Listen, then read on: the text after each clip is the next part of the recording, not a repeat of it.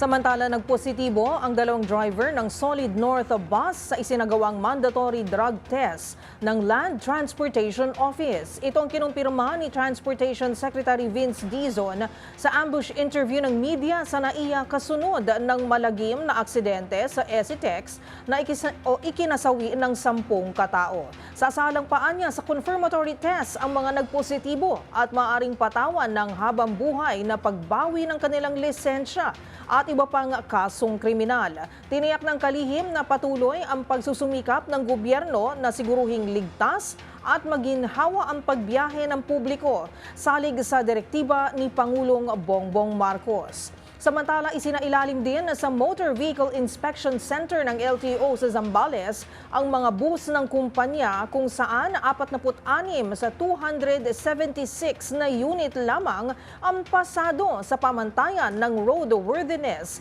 o kaligtasan sa lansangan.